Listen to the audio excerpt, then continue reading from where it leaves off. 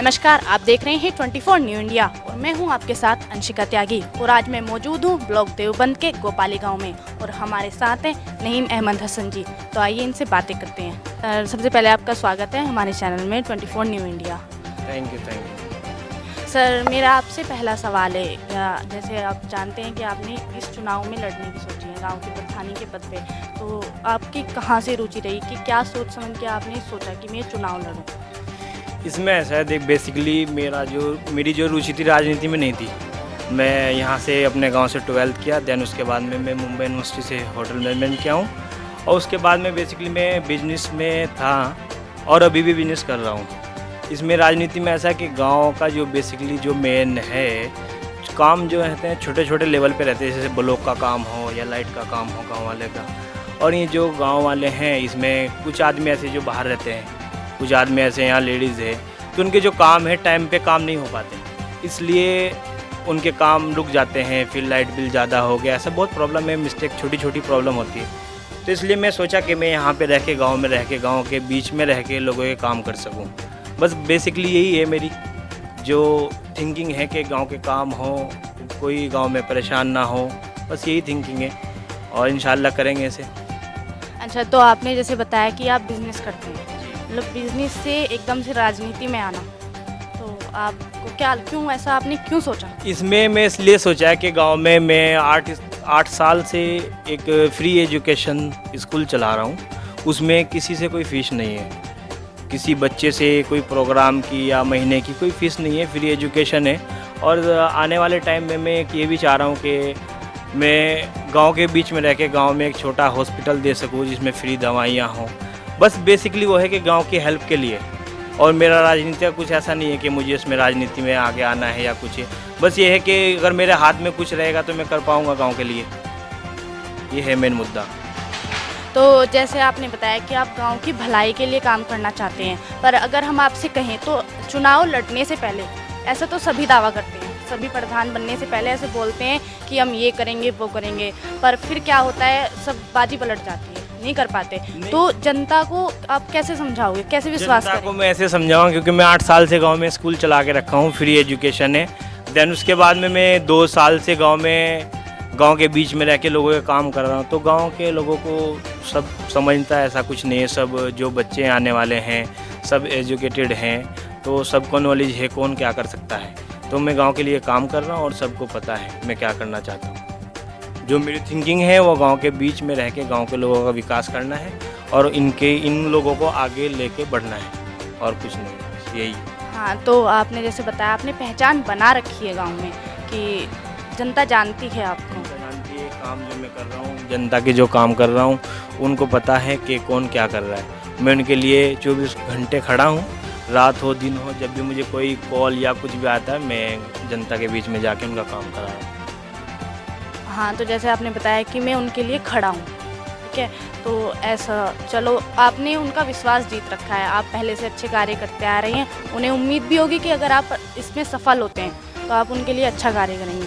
तो अब मैं आपसे मेरा एक सवाल है आपसे, जैसे अभी कोविड-19 चल रहा है, मतलब उसमें लॉकडाउन लगा, कोरोना की महामारी थी, और जो गरीब स्तर के लोग हैं वो जो दिन की दिहाड़ी से अपना घर चलाते हैं, ठीक है, तो उनका सब बंद हो गया, लॉकडाउन हो गया, तो उन्हें कैसे, क्या आपने भी उनकी सहायता की? हाँ, जितना हो सके हमने अपने गांव में और पास में राजूपुर है, देवबंद है, गांव के हम 10, 12, 20 लड़के इकट्ठा होके हमने आपस में पैसे इकट्ठा करके गांव के लिए राशन किया और उसके पैकेट बनाए 50-50, 40-40 किलो के, और वो पैकेट हमने डिस्ट्रीब्यूट किए आपस में। राजूपुर है, जो भी हमें लगा कि इसको ज़रूरत है, इसको नीड है, वो हमने उसकी ज़रूरत पूरी करी।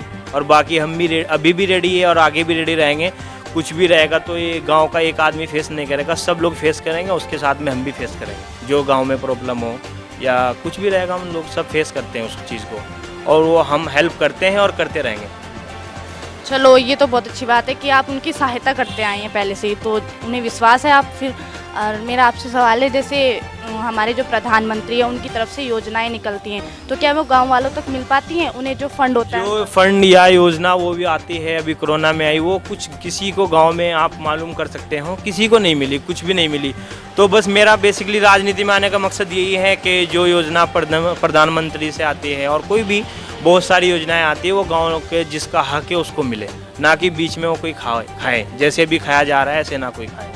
हाँ बिल्कुल, जो उसमें बीच में होते हैं घोटाले उन हो रहे जनता हैं, वो ना तक हो। हाँ, जनता तक नहीं पहुँचते और बहुत दिक्कतें हैं, बस वो हटानी है, इसलिए इसमें आए हैं प्रधानी में।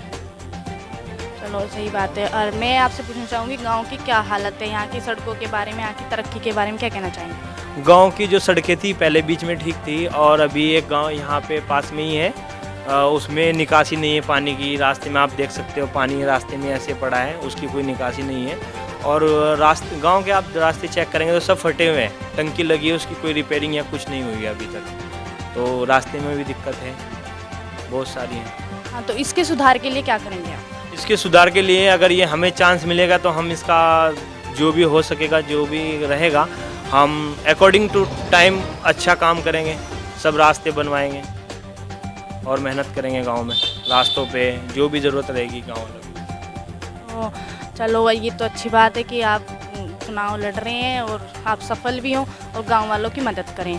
तो मैं यही कहना चाहूँगी, बाकी आपने कोई आपकी लाइन हो जो आप गांव वालों को अपना संदेश देते हो, जिससे गांव वालों को प्रोत्साहित करते हो, आप बताएं हमें। मेरी लाइन ये है कि गांव में अभी तक जो प्रधान होते आए हैं, जो उनसे हुआ काफ़ी अच्छा काम किया उन्होंने, जो भी उन पे रहा, जितनी उन्हें नॉलेज है। लेकिन गांव में जो नीड है एक एजुकेटेड पर्सन की है, जिसे एजुकेशन भी हो जिसकी, और आपके हक की जो बात भी कर सके, वो चाहे ब्लॉक हो या कहीं भी हो, आपके हक की बात कर सके और आपको जो सरकार दे रही है या जो आपको चाहिए वो सर्विस आपको मिल सके। तो इंशाल्लाह मैं ये काम करके दिखा रहा हूँ और आने वाले टाइम में बहुत अच्छे तरीके से ये काम करके दिखाऊंगा आपको। और मेरा मकसद यही है कि आप लोग मुझे सपोर्ट करें, और मेरी जीत अकेले की जीत नहीं होगी या मेरी अकेले की हार नहीं होगी, ये पूरे गांव की जीत होगी। और पूरे गांव के जो मेरे 7 आदमी रहेंगे या पूरा गांव, चाहे मुझे कोई वोट दे या ना दे, अगर मेरी जीत होगी तो पूरे गांव की जीत होगी। और जो मैं विकास करूंगा वो सड़कों का हो, हॉस्पिटल का हो या स्कूल का हो, वो पूरे गाँव के लिए है। तो इसमें ऐसा नहीं है कि जिसने मुझे वोट दिया मैं उसके लिए करूँगा, ये पूरे गांव के लिए विकास है। और मेरा मन भी यही है और मैं इसलिए ये काम कर रहा हूँ कि मैं पूरे गाँव के लिए कुछ करके दिखा दूँ। जो मेरी एज के लड़के हैं वो जॉब कर रहे हैं, पढ़ाई कर रहे हैं, लेकिन मैंने अपनी पढ़ाई भी की, जॉब भी की, बिजनेस भी कर रहा हूँ। और मैं अभी ये करना चाहता हूँ कि गांव के लिए कुछ करके दिखा दूँ कि भाई उनको भी मोटिवेशन मिले कि भाई हाँ नहीं ये किया तो हम और इससे अच्छा करेंगे। और चुनाव का भी मैटर ऐसा है कि जब भी होगा, ऐसा कुछ नहीं है कि फरवरी में हो, जब भी होगा चुनाव हम लोग रेडी हैं और गाँव के बीच में काम कर रहे हैं। जीत हो या हार हो ये तो कोई बात नहीं है, लेकिन हम काम करते रहेंगे आगे भी। हाँ, तो हमने इनसे बात की और गांव का एक युवा नेता, ये जो एजुकेटेड है, वो इस बार चुनाव लड़ रहे हैं। इनसे बात करके हमें बहुत अच्छा लगा और इन्होंने हमारे सभी सवालों के बहुत सरल स्वभाव से जवाब दिए। तो नेम जी आपका बहुत बहुत धन्यवाद। थैंक यू वेरी मच आप लोगों का में आने के लिए, और मेरी जो बात थी आप लोग ने सुनी और वो रखें आप मेरी बात। मेरा यही है, क्वेश्चन भी है, आंसर भी यही है कि मैं जो खड़ा हूँ गांव की भलाई के लिए खड़ा हूँ और कुछ करके दिखाना चाहता हूँ। बस मुझे एक चांस मिल जाए तो मैं और अच्छा कर दूँगा। लेकिन अगर कोई बात नहीं है, जो भी रहेगा वो सब लोग फेस करेंगे, मैं भी उनके साथ हूँ। जी जी बिल्कुल। फिलहाल के लिए इतना ही और आप देख रहे हैं 24 न्यू इंडिया और मैं हूँ आपके साथ अंशिका।